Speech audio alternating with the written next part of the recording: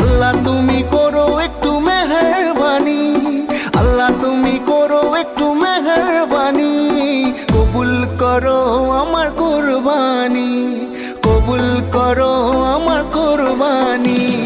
আল্লাহ তুমি করো একটু মেহেরবানি, কবুল করো আমার কুরবানি। তোমার ছায়াতে, তোমার দয়াতে, তোমার ছায়াতে, তোমার দয়াতে দূর হয়ে যাক সব পেরেশানি, কবুল করো আমার কুরবানি। হ্যালো এভরিওয়ান, আসসালামু আলাইকুম। সবাই কেমন আছেন? আশা করছি ভালো আছেন। আলহামদুলিল্লাহ আমিও ভালো আছি। চলে আসলাম আপনাদের মাঝে কুরবানি ঈদের ভ্লগ নিয়ে। আমি জানি ভ্লগটা ছাড়তে আমার একটু দেরি হয়ে গেছে, একটু না, অনেকটাই দেরি হয়ে গেছে, কারণ ঈদ চলে গেছে, প্রায় 1 মাস হয়ে গেছে। এখন আমি ভ্লগটা আপলোড দিচ্ছি কারণ আমি ভয়েস দেওয়ার সময় পাচ্ছিলাম না। ঈদের পরেই আমার এক্সাম শুরু হয়ে যায়। এখনও আমার এক্সাম চলতেছে, বাট আমি ভাবলাম এখনও যদি আমি ভিডিওটা না আপলোড দিয়ে পরে কেউই দেখবেন। এখানে সকাল সকাল ঘুম থেকে উঠে মাঠে চলে যাই। যাওয়ার পর দেখি আমাদের গরু গোসল করানো হয়ে গিয়েছে এবং আশেপাশে সবার গরুই মোটামুটি গোসল করানো শেষ। আমি এখানে একটু জুম করে দেখানোর চেষ্টা করতেছিলাম যে গোসল করাচ্ছিল গরুকে কিভাবে। তো আমাদের বাসার পাশে যেহেতু মসজিদে হুজুর খুতবা শোনা ছিল। ও আমি তো বলতে ভুলে গেছি, এটা হচ্ছে আমাদের গরু। তারপরে ঘরে এসে আম্মুকে ঘর গোছাতে একটু হেল্প করছিলাম। ঘর গোছানোর পর আমার ছোট বোন বলতেছিল যে আপ্পি চলো গরুটাকে দেখে আসি। তো ওকে গরু দেখানোর জন্য আমি ওকে নিয়ে চলে আসলাম গরুর এখানে সবাই মিলে গরুকে আদর করছিল, ঘাস খাওয়াচ্ছিল, আর অনেক বেশি আনন্দ করতেছিল যেহেতু আজকে ঈদ। এখানে গরুটা কান্না করতেছিল, তো ও কান্না করার কারণে আমার ছোট বোন বলতেছিল, গরু তুমি কান্না করো না, তুমি কান্না করলে তোমাকে পচা দেখা যায়, সুন্দর দেখা যায় না, এগুলো বলে ও গরুকে সান্ত্বনা দেওয়ার চেষ্টা করতেছিল। এখানে ঈদের নামাজের পর গরুর কাটা স্টার্ট হয়ে গেল। তো আমি একটা গরু কাটার ভিডিও আপনাদের সাথে শেয়ার করছি, আপনারা দেখতে থাকেন। এখানে গরুটা ফালানোর জন্য মোটামুটি একটা যুদ্ধ হয়ে গেছিল, বাট গরুটা বারবার নিচে পড়ে যাচ্ছিল। এখানে গরুটাকে যখন ধুম করে ফালায় তখন আমার অনেক বেশি কষ্ট লাগে, জানি না কেন কষ্ট লাগে, বাট অনেক বেশি খারাপ লাগে ওদের জন্য। তারপরে আমাদের গরুটা নিয়ে আসে কাটার জন্য, আর আপনারা দেখতে পারতেছেন যে গরুটা কত বেশি পাগলামি করতেছিল।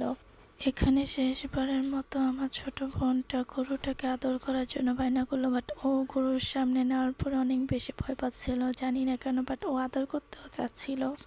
এখনও একটু সাহস করে গরুটাকে আদর করতে যায়, আদর করার সাথে সাথে গরুটার সামনে এসে পড়ে অনেক বেশি ভয় পেয়ে যায়। তারপর এখানে গরুটাকে বাঁধা হচ্ছিল, বাট গরুটা এত বেশি কান্না করতেছিল বলার বাইরে, চোখ দেখালে পানি পড়তেছিল। আর এখানে গরুটাকে ফালাইতে এত বেশি কষ্ট হইতেছিল, গরুটাকে শোয়ানোর সাথে সাথে বারবার উঠে যাচ্ছিল। তো তারপর গরুটাকে ফালানোর পর আলহামদুলিল্লাহ কুরবানি দেওয়া হলো।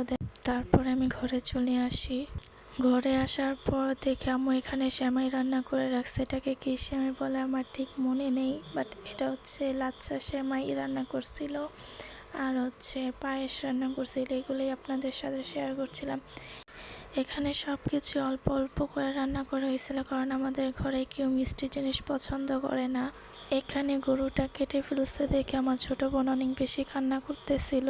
তো ওর কান্না থামানোর জন্য ওকে আমি বলছি আসো তোমাকে মেকআপ করে দেই। তারপর ওকে একটু ব্লাশ আর একটু লিপস্টিক দিয়ে দিয়েছিলাম। দেওয়ার পর ও বলতেছিল ওকে নাকি আমি অল্প করে দিয়ে দিয়েছিলাম, এই জন্য আরও বেশি কান্না করতেছিল। পরে ওকে ব্লাশের প্যালেটটা হাতে দিয়ে বললাম যে নাও তোমারটা তুমি সাজো, দেন ও ফেসের এই অবস্থা করছে। পরে ঈদের দিন আমি আর কোনো ভিডিও করতে পারিনি। এটা হচ্ছে ঈদের পরের দিন আমরা সব কাজিনরা মিলে একসাথে কিপ্পি খেলতেছিলাম। এখানে ক্যামেরা অন করার সাথে সাথে সবাই সবার মেহেদি দেখাচ্ছিল, বাট ওর হাতের এই ভেড়াটা অনেক বেশি সুন্দর হয়েছিল।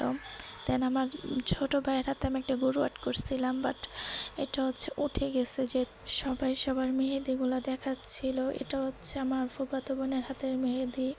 ও হচ্ছে ওরটা ওই দিছে আর আমি একটু দিয়ে দিয়েছিলাম, আর ওর হাতের মেহেদি তো পুরো উঠে গেছে। আমরা এখানে গান শুনছিলাম আর হচ্ছে ভিডিও করছিলাম, কেপি খেলতেছিলাম। খেলা শেষ করে আমরা ছাদে চলে যাই। ছাদে যেয়ে সবাই মিলে একটু আড্ডা দেই। এখানে আমি আবার দেখাচ্ছিলাম বাচ্চারা খেলতেছিল, আর আমার মামাতো বোন যেহেতু অনেক দিন পর আসছে, ও আবার আমাদের গাছগুলো দেখার জন্য গিয়েছিল। এখানে আমার মরিচ গাছটা দেখাচ্ছিলাম যে মরিচ গাছে ফুল হয়েছে। দেন এখানে ডালিমও হয়েছিল, তার মাঝে আমি একটু মেহেদিও পরেছিলাম খেলার সাথে সাথে। তো ওইটাও একটু দেখিয়ে দিলাম। এটা আমারটা আমি দিয়েছিলাম, আর এটা আমার মামাতো বোন দিয়ে দিয়েছে। মেহেদি দেওয়াটা কেমন হয়েছে অবশ্যই কমেন্ট করে জানাবেন। এখানে আবার আমার ছোট বোন বলতেছিল যে ভিডিও করে না, আমাকে কেমন দেখা যাচ্ছে। তো আমি সাথে সাথে ক্যামেরাটা সরিয়ে ফেলছি, নাহলে ওপর আবার আমার সাথে চিলাচিলি করবে। যারা নারায়ণগঞ্জে সিদ্ধিরগঞ্জ থাকেন তারা অবশ্যই এই জায়গাটা চিনবেন। এটা আমাদের এখানে নাবানা বলা হয়। এই জায়গাটা আমরা যখন ছোট ছিলাম অনেক যেতাম, বাট এখন আর যাওয়া হয় না। সেটাই আমরা সবাই মিলে বলা বলি করছিলাম। তারপরে আমরা ঘরে চলে আসি। আসার পর আম্মু বলতেছিল যে একটু হালিম রান্না করার জন্য। এখানে আমার ছোট বোন একটু রান্না করতেছিল। তো এখানেও দেখাচ্ছে যে ডাল গরম পানিতে রেস্টে দিয়েছে। দেন তারপর আবার দেখাচ্ছে যে কোন কোম্পানিটা রান্না করতেছে। তো আমরা প্রাণ হালিম মিক্স রান্না করতেছি। এখানে পেঁয়াজ বেরেস্তা করে রাখছে, আর এখানে মাংস কষানো হচ্ছে। মাংস কষানোর পর ডালের মিক্সটা মাংসের মধ্যে দিয়ে নাড়াচাড়া করে উঠিয়ে ফেললেই হালিম হয়ে। হালিম বানানো কিন্তু অনেক সহজ। এখানে হালিম সার্ভ করা হালিমের সাথে লেবু, আদা, বেরেস্তা নিয়ে নিয়েছি খাওয়ার জন্য। এখানে আমরা সবাই মিলে হালিম খাচ্ছিলাম। হালিমটা অনেক বেশি মজা হয়েছিল। এখানে সিলভি বলতেছিল ওর ভেড়াটা একটু দেখানোর জন্য, তো আমি একটু দেখিয়ে দিলাম। তারপরে ক্যামেরা অন করার সাথে সাথে বলতেছে যে আমাকে একটু ভিডিও করো। তারপর ওকেও একটু ভিডিও করলাম। তারপর আমার ছোট হয়ে বলতেছে আমাকেও একটু ভিডিও করে দেন, ওকেও একটু করলাম। তারপরে চাঁদ রাতে যেহেতু আমি মেহেদি দিইনি, তো আমার বোনরা বলতেছিল তুমি মেহেদি দাও নাই, তো তোমার হাতে আমি একটু মেহেদি দিয়ে দিই। তো এখানে আমার মামাতো বোন এখানে দিয়ে দিয়েছিল, আর আমার ফুফাতো বোন এখানে দিয়ে দিয়েছিল। ওদের মেহেদি দেওয়াটা কেমন হয়েছে অবশ্যই কমেন্ট করে জানাবেন। আর এখানে আমি দিয়েছিলাম ওপরে, আর নিচে আমার মেহেদিটাও কেমন হয়েছে অবশ্যই কমেন্ট করে জানাবেন। তো আজকের ঈদের ব্লগটা এই পর্যন্তই। ভালো লাগলে অবশ্যই like, comment, share and subscribe করতে ভুলবেন না। সবাই ভালো থাকবেন, সুস্থ থাকবেন, আমার জন্য দোয়া করবেন। আল্লাহ হাফেজ, আসসালামু আলাইকুম।